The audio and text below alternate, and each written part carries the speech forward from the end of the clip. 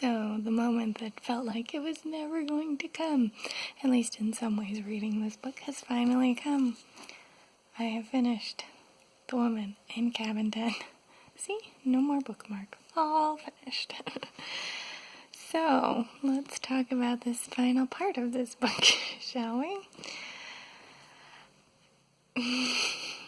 So, I'm very frustrated by this ending. We get a super abrupt about face from Fake Anne, who's like, we gotta get you out of here because Bulmer's coming back, and he's coming back unexpectedly early.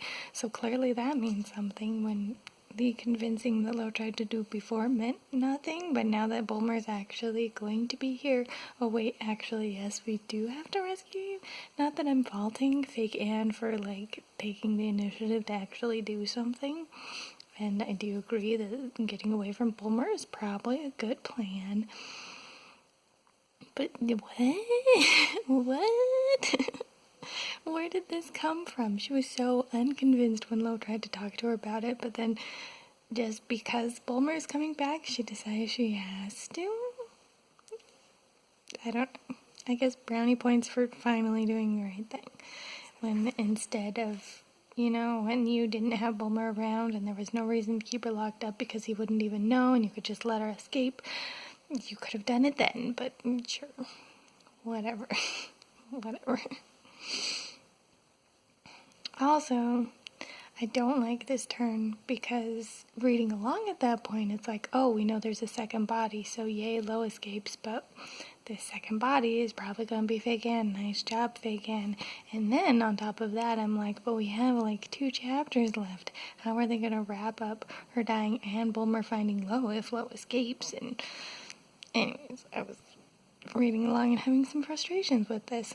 Also, I'm mad about this about face, not only because of the confusing aspects that it gives to Fake Anne's character, but also that it means that Lo didn't have to do a single thing to get herself out of imprisonment.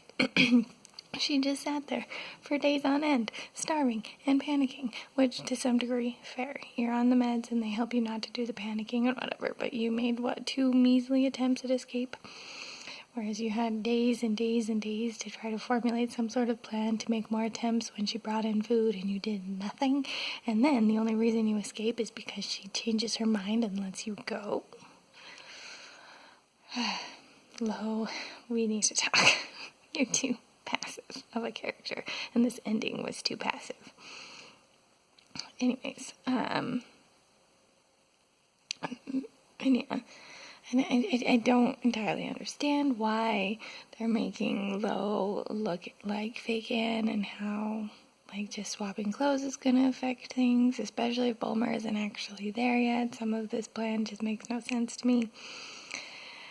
We do get a fun little factor that also added to my anger about Lo not escaping, because Lo is finally changed. She's going to pretend to be Anne, and Fake Anne is going to stay in her place in the room and be locked up. And then as Lo's about to leave, she's like, all right, so what's the pin for the second door? And Fake Anne is like, there isn't a second door. I told you that there was a second door with a pin on it to keep you in here. And I was like, this is why you don't trust your captors, Lo. Was this the whole reason that you weren't making an attempt to escape? Why would you trust your captor? They've kidnapped you and abducted you and locked you away. Why would you trust anything that they tell you about the security on this ship? If you had made more attempts to escape, you would have known that that was fake. Just so frustrated. So frustrated. Anyways, so Lo then goes to Anne's room to get some money that Fake Anne tells her is there that she can use in part of her escape. And as she's doing that, Bulmer has returned and is in the room, so she hides out on the veranda and does actually do something kind of proactive, because she tries to climb between the 2 verandas to get to safety, to be in an empty room and away from Bulmer, and then make her escape that way. So yay, one proactive thing that Lo finally did at the end of this book. And then, being Lo and, having not eaten much and probably being weak from hunger, / the fact that water could be spraying up on the sides of the boat and whatnot, Lo falls off of this as she's trying to do that and falls into the water and makes her escape from the boat that way, manages to swim to shore.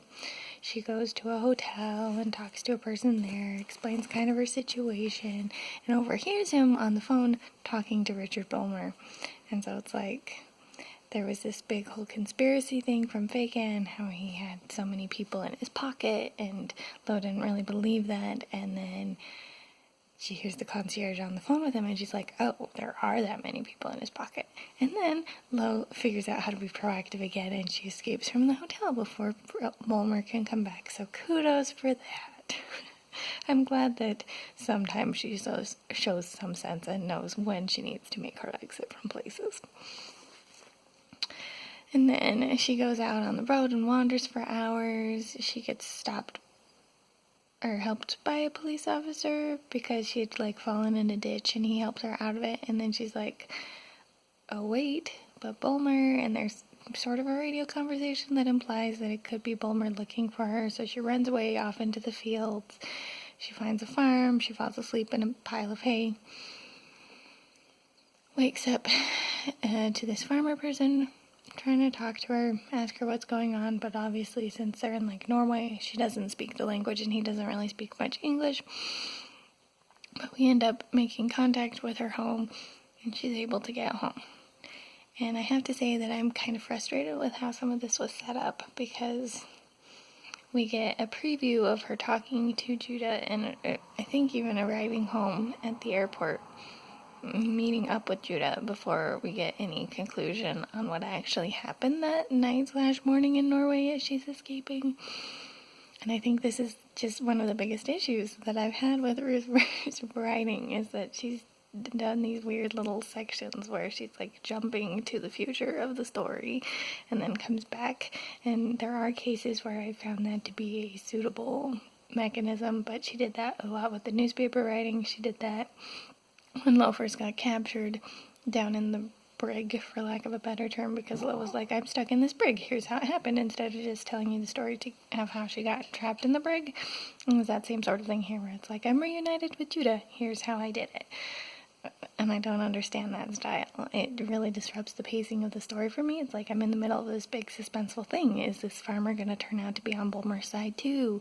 Is he going to take her to the police who are on Bulmer's side, etc.? And it just doesn't go that way, it just like completely interrupts the flow of the story to be like, oh, by the way, I made it home to Judah. Now let's talk about this and how I actually got there, Ugh.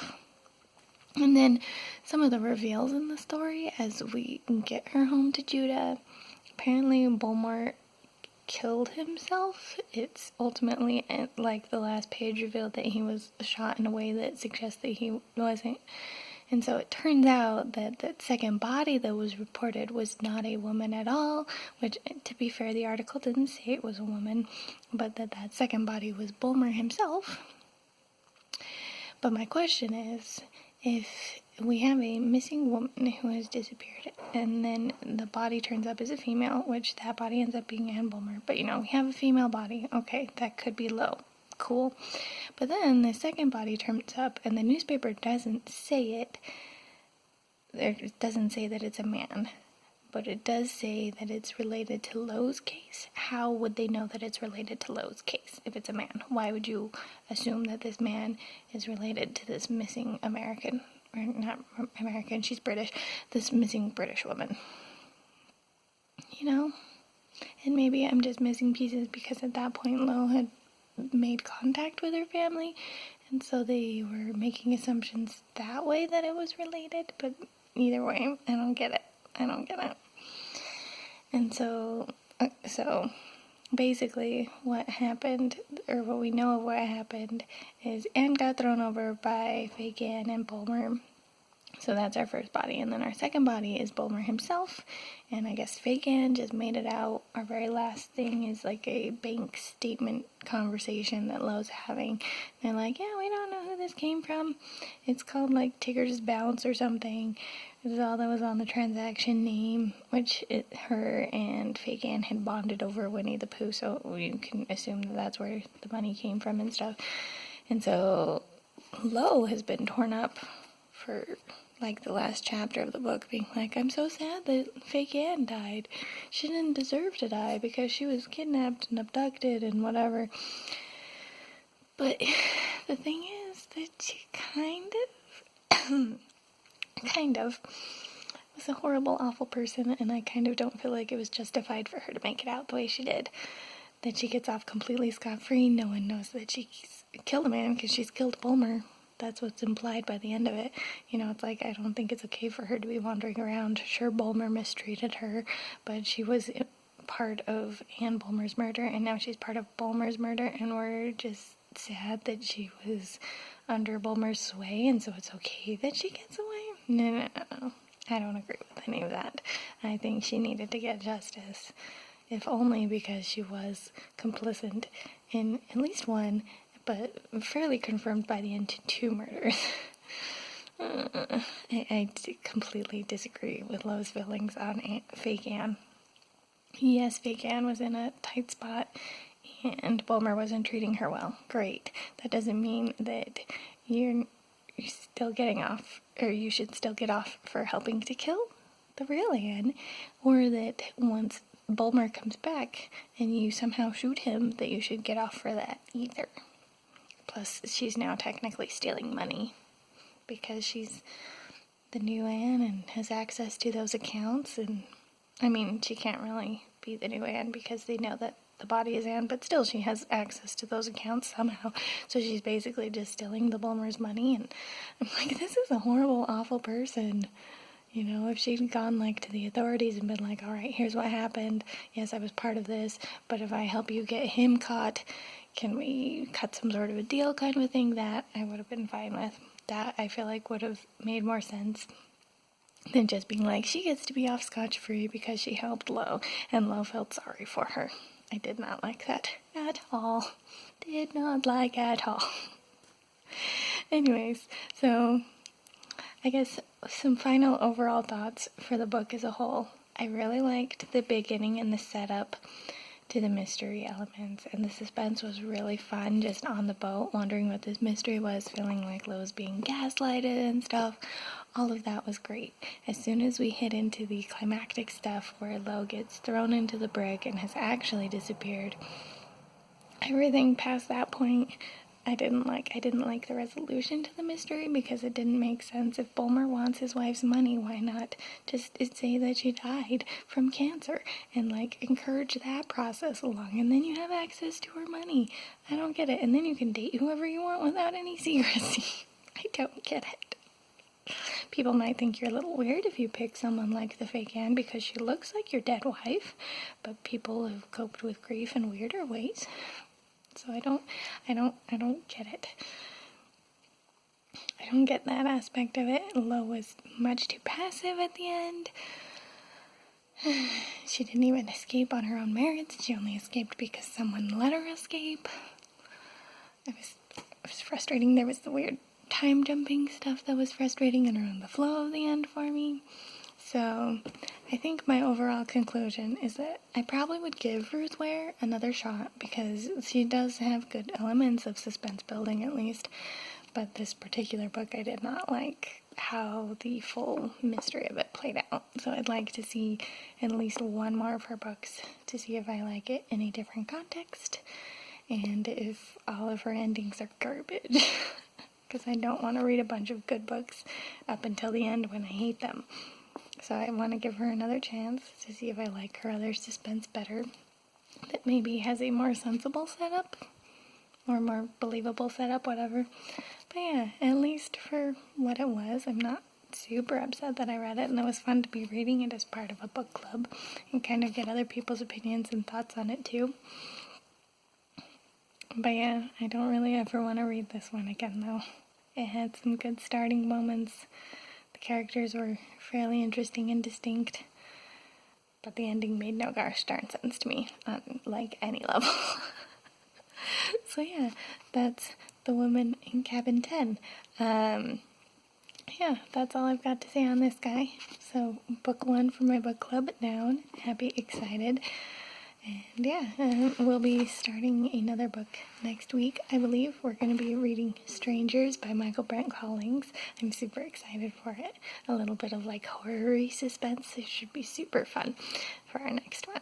So I think that's all I've got for now. But this is the Umlaut Harper signing out.